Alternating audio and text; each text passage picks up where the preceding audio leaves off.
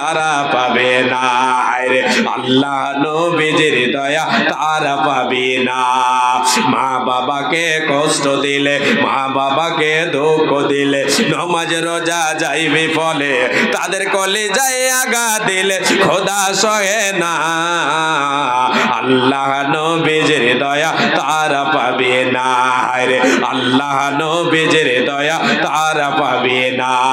মা বাবা হতে আপন, মা বাবার করো যতন, মা বাবা হতে আপন, মা বাবার করো যতন, তাদের কলিজায় আঘাত দিলে আল্লাহ সহে না।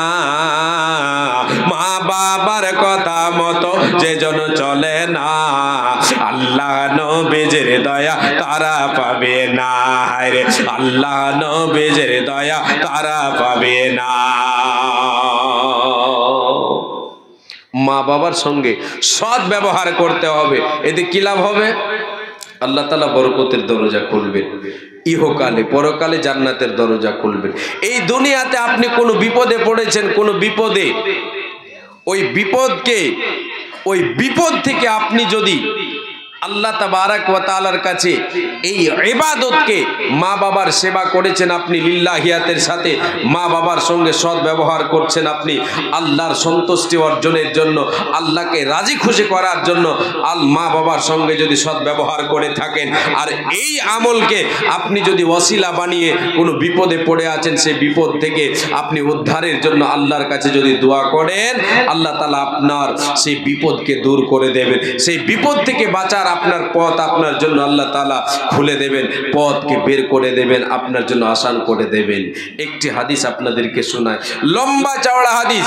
সে হাদিসটা বুখারীতে কয়েকবার নিয়ে এসেছেন ইমাম বুখারী রহমাতুল্লাহ আলাইহি, জয়বার নিয়ে এসেছেন, তো এটা করে আলাদা আলাদা করে একটা বাব বেঁধেছেন। জি, এটা আমলকে আপনি, এই আমলকে আপনি ওসিলা বানিয়ে আল্লাহর কাছ থেকে বিপদে পড়েছেন, আল্লাহর কাছে দোয়া করে আপনি বিপদ থেকে বাঁচার জন্য আল্লাহর কাছে দোয়া করে আপনি ছুটকারা পেতে পারেন। হাদিসটা কি? তিনজন মুসাফিরের কথা, তিনজন পথের পথিক, বনি ইসরাইলের ঘটনাটা লম্বা ঘটনা। তিনজন মুসাফির রাস্তায় চলতে, জি, তারা রাস্তায় বৃষ্টির কবলে পড়েছে। কালো অন্ধকার হয়ে যেন বৃষ্টি চলে আসছে, ঝড় তুফান চলে আসছে। এই ঝড় তুফান থেকে বাঁচার জন্য তারা এক পাহাড়ের পাশে, এক পাহাড়ের এক গুহা যেটাকে বলা হয়, জি, গর্ত, সেই গর্তে তারা তিনজন সে গর্তে ঢুকে পড়লেন। এবারে আল্লাহ তাবারাক ওয়া তাআলা খেলা এবার এখানে দেখেন, যখনই ওই তিনজন ব্যক্তি, তিন মুসাফির ওই গর্তে যখনই তারা ঢুকে পড়লো, আল্লাহ রব্বুল আলামিনের কুদরত দেখেন এখানে, আল্লাহ রব্বুল আলামিনের পরীক্ষা দেখেন এখানে।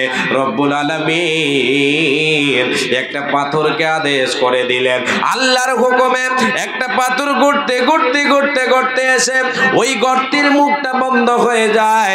ওই গর্তের মুখ যেন বন্ধ হয়ে গেল। এবার এই তিনজন মুসাফির, বনি ইসরাইলের তিন মুসাফির, এরা চেষ্টা চালালো, এরা এদের ক্ষমতা চালালো ওই গর্তের মুখ থেকে পাথরটা সরাবার জন্য। এরা আপ্রাণ চেষ্টা করলো, কিন্তু কেউ কিছুতে পাথরটা নড়াতে পারলো না, সরাতে পারলো না।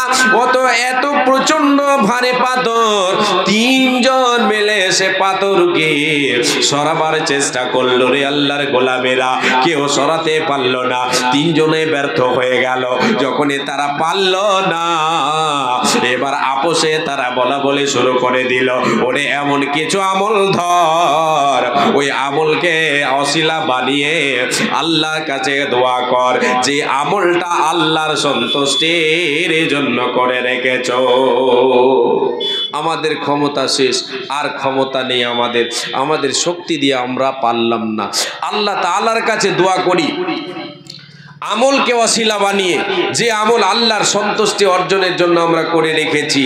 তার ভিতরে তিনজনের মধ্যে একজন আল্লাহর কাছে দুটো হাতকে উত্তোলন করে বলতে শুরু করলো, হে রব্বুল আলামিন, মাবুদ রে, আমার বৃদ্ধ পিতা বৃদ্ধা মাতা ছিল, আমার পিতা মাতার আমি সেবা করতাম, তাদের আমি সেবা করি রব্বুল আলামিন তোমার সন্তুষ্টি অর্জনের জন্য করেছি রে মাবুদ। আমি তাদের জন্য আমার কয়েকটা ছেলে মেয়েও আছে, সন্তান সন্ততি আছে, আমার পরিবার আছে, আমার মা বাবা আছে, এদের জন্য আমি মেষ দুম্বা চড়াতাম, এদের জন্য মেষ দুম্বা চড়াতাম।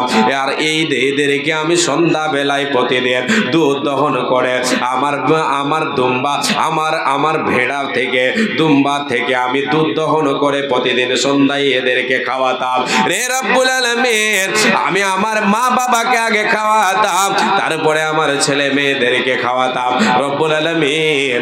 একদিন এমন হয়ে গেছে যে আমি আমার পশুদের জন্য, আমার মেষ দুম্বার জন্য আমি বহুদূর চলে গেলাম, এদের খাবারের জন্য, এদের আহারের জন্য বহুদূর চলে যেতে হলো, তাদের আহারের জন্য বহুদূর যেতে হলো, বহুদূর চলে গেলাম। আসতে ফেরত হতে আমাকে আবার রাত হয়ে গেল, অনেক রাত হয়ে গেল। আমার মা বাবা আমার দিকে আমার জন্য চেয়েছিল, তারা রাস্তা দেখেছে, আমার অপেক্ষা করেছে, করতে করতে তারা ঘুমিয়ে পড়েছে রে মাবুদ। আমি প্রতিদিনের নেই সেই দিনও আমি তাদের জন্য দুধ দহন করে নিয়েছে হে রব্বুল আলামিন। আমি প্রথমে আমার আমল হলো এটাই হে রব্বুল আলামিন, আমি আমার মা বাবাকে না খাওয়ালে আমার সন্তানদেরকে খাওয়াতাম না মাবুদ রে। এসে দেখি আমার মা বাবা ঘুমিয়ে গেছে, এরা ঘুমিয়ে গেছে, এদের কাছে আমি দুধের বাটিটা নিয়ে গিলাসটা নিয়ে দাঁড়িয়ে